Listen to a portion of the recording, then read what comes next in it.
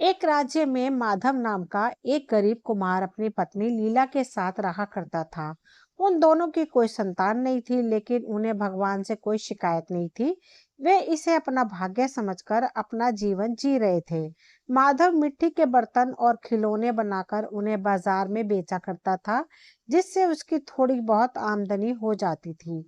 माधव बहुत ही दयालु और नेक दिल व्यक्ति था, और उसकी पत्नी लीला भी एक अच्छी नेक दिल थी। रोज की तरह ही माधव बाजार में ठेले पर रखकर सामान बेच रहा था।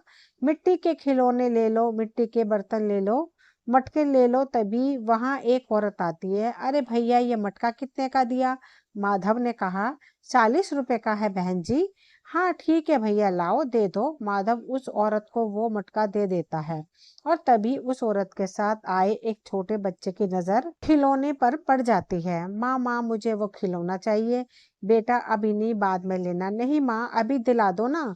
अच्छा भैया, कितने का है ये खिलौना? बहन जी, 20 रुपए का है। 20 रुपए का?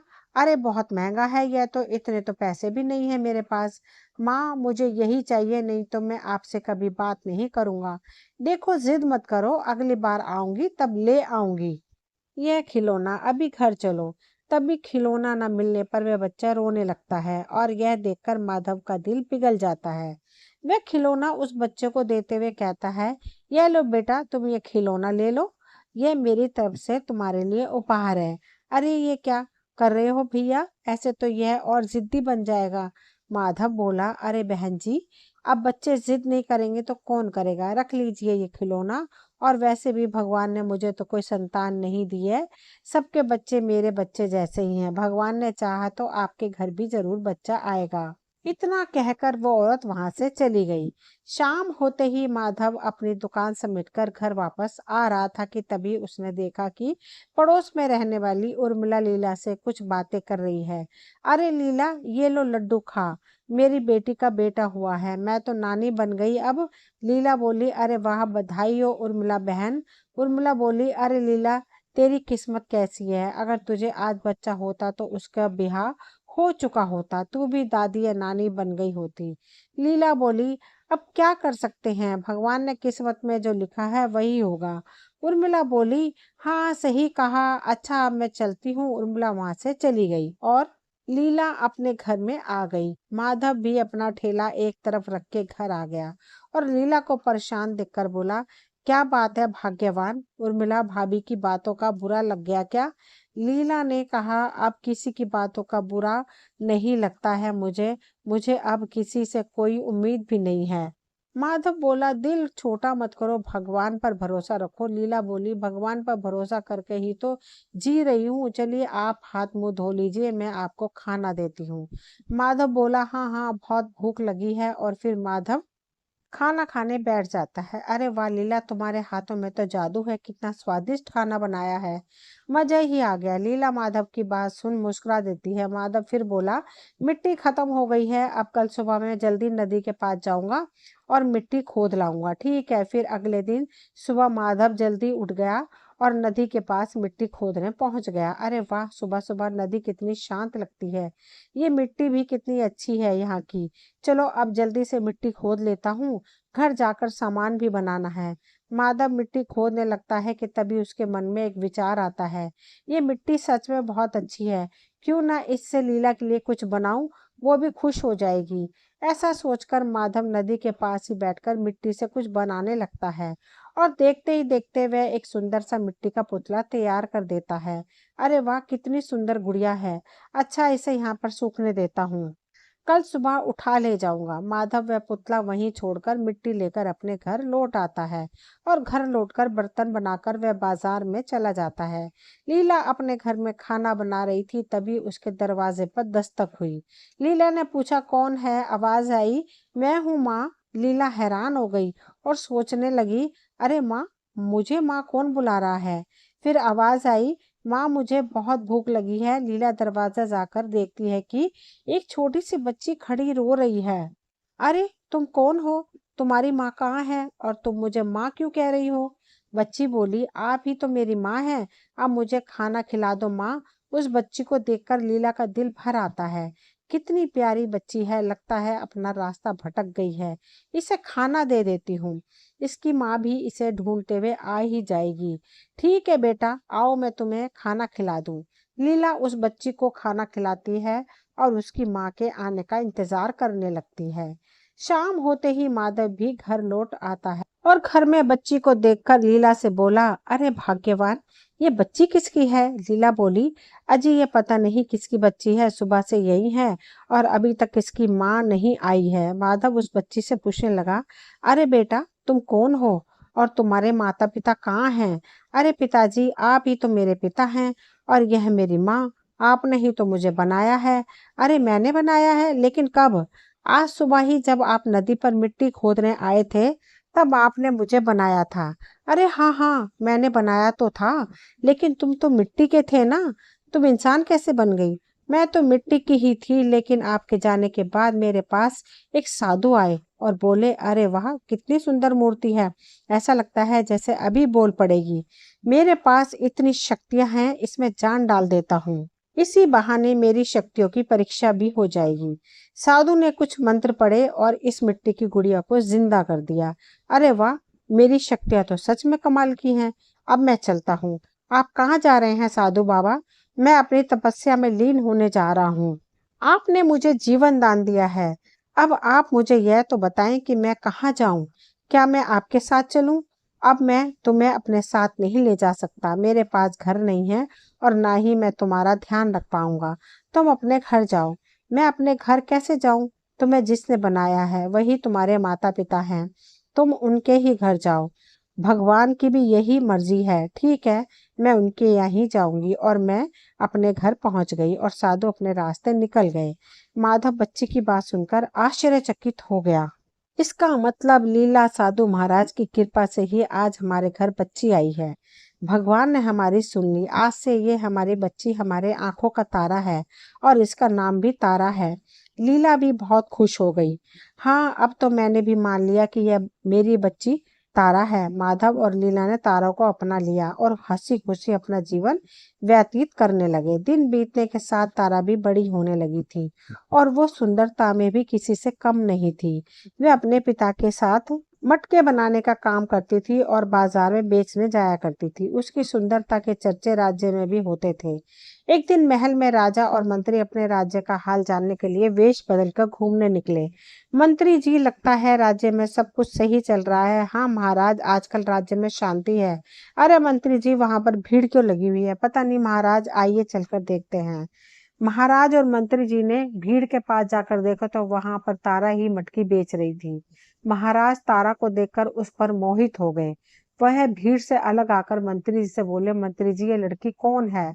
महाराज, ये हमारे राज्य के कुमार माधव की बेटी है और यह बहुत ही होशियार है। इसके बनाए मटके सभी को बहुत पसंद आते हैं। मंत्री जी, हमें ये लड़की बहुत पसंद आई है। हम इससे विवाह करने की इच्छा रखते हैं। आप इसके घर हमारे लिए बात करें। मंत्री ने कहा, ठीक है महाराज, जैसी आपकी इच्छा। और फिर महाराज अपने महल में लौट आए। उनके दिमाग में अभी भी तारा का ही ख्याल चल रहा था। अगले दिन मंत्री जी साज सज्जा के साथ माधव के घर पहुंचे। मंत्री जी को देखकर माधव बोला, मंत्री जी, आप यहाँ कैसे? माधव, महाराज को तुम्हारी बेटी पसंद आ गई है। वो इससे विवाह करना चाहते हैं। क्या कहा मंत्री जी? अरे ये कैसे हो सकता है? कहा महाराज, कहाँ हम? मंत्री जी बोले, देखो माधव, महाराज की विनती है, आपकी इच्छा के बिना वह भी कुछ नहीं कर सकते। माधव बोला, महाराज की आज्ञा का पालन तो मुझे भी करना ही होगा। ठीक है, मैं अपनी बेटी का विवाह महाराज के साथ करूंगा। अगले दिन ही महाराज और तारा का विवाह कर दिया गया। महल में नई बहू के आने पर सभी लोग खुश थे। बड़ी रानी को भी छोटी बहू के आने की बात पता चल चुकी थी। वह तारा से मिलने आई। अरे छोटी रानी, तुम तो बहुत सुंदर हो। महाराज तो तुम पर मोहित होने ही थे। तारा बोली, आपका बहुत बहुत धन्यवाद महारानी, आप भी कम सुंदर नहीं है। बड़ी रानी को तारा रानी से जलन होने लगी। समय ऐसे ही बीतता गया। एक दिन बड़ी रानी ने छोटी रानी से आकर कहा, अरे छोटी रानी, बहुत दिनों से मेरे मन में ख्याल आ रहा है, सोचा आज पूछ लूं। छोटी रानी ने बोला, महारानी जी पूछे ना, आपको क्या पूछना है?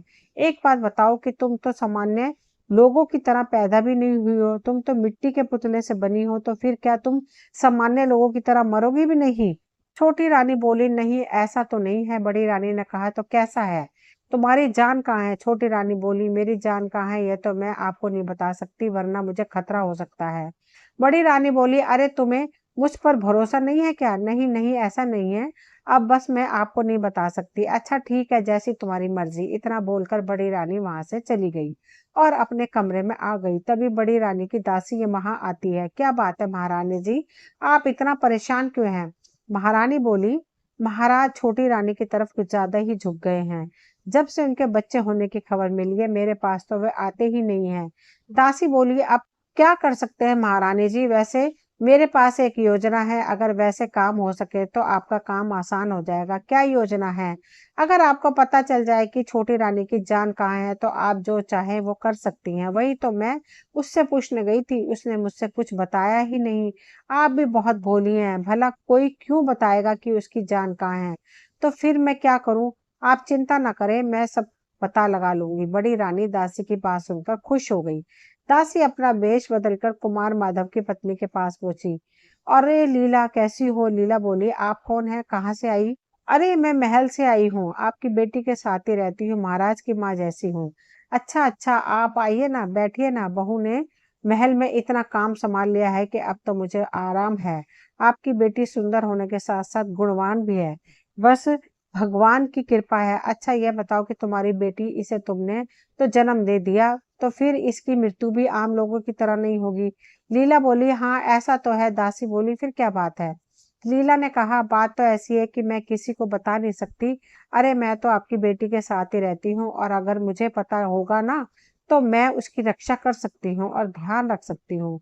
हाँ यह तो आपकी बात ठीक है। दरअसल मेरी बेटी को एक साधु महाराज ने मिट्टी के पुतले से इंसान बनाया था। उसकी जान का रहस्य भी उन्होंने ही बताया था। साधु महाराज ने कहा था कि नदी के भीतर एक शंख रखा हुआ है, अगर उस शंख को नदी से निकाल लिया तो मेरी बेटी की जान चली जाएगी। अच्छा ये बात है, अच्छा ठीक है, अब मैं चलती हूँ, अपना ध्यान रखना। दासी वहां से महल वापस आ गई। इधर छोटी रानी महाराज से मिलने आई। महाराज, बहुत दिनों से आपसे एक बात कहनी थी। महाराज बोले, बताइए क्या बात है?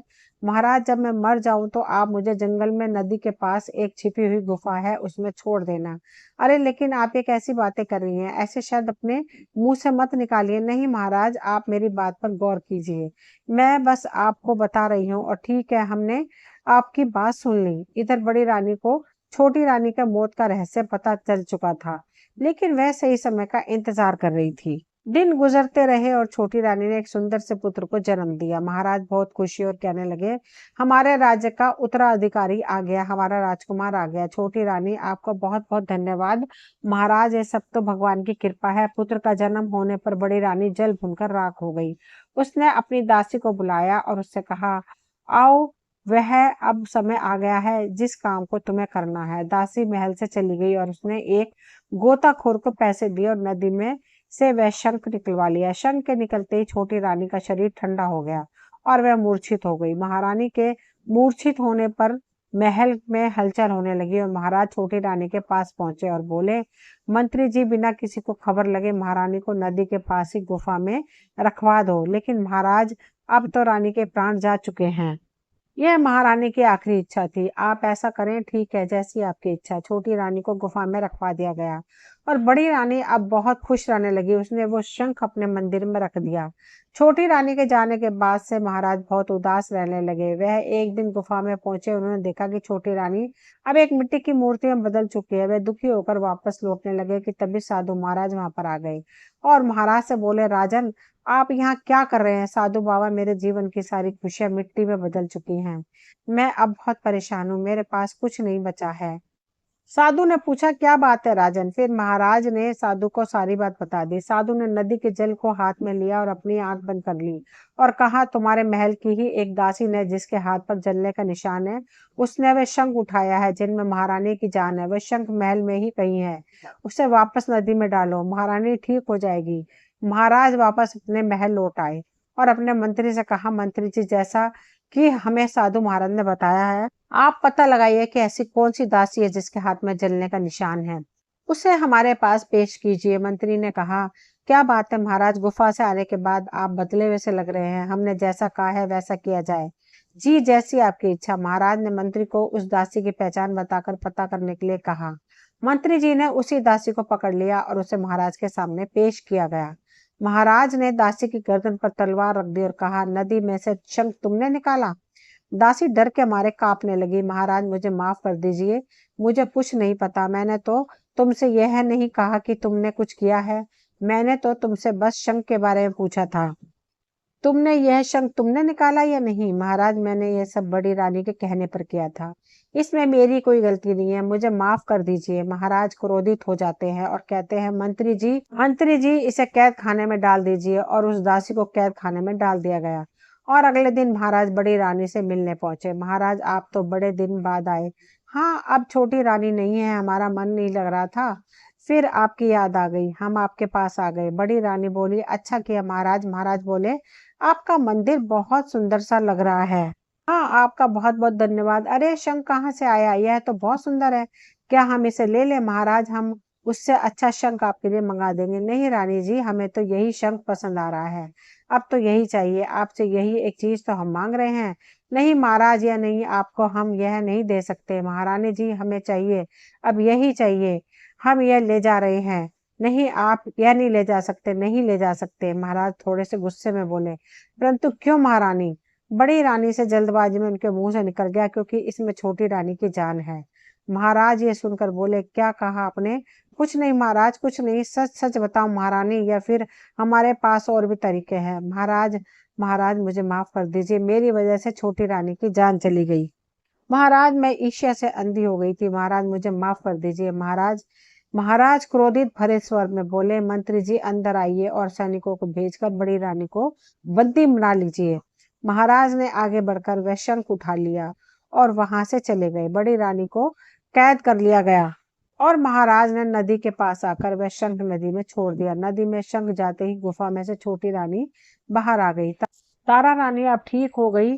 तारा रानी ने कहा, हाँ महाराज, हाँ आपने मुझे ठीक कर दिया। महाराज की खुशी का ठिकाना ना था। हम बहुत खुश हैं, आप वापस आ गई। आपको दोबारा पाकर हमने सब पा लिया। अब आप वापस महल चलिए। और फिर महाराज छोटी रानी को महल में पूरे मान सम्मान के साथ वापस ले आए और दोनों खुशी खुशी रहने लगे।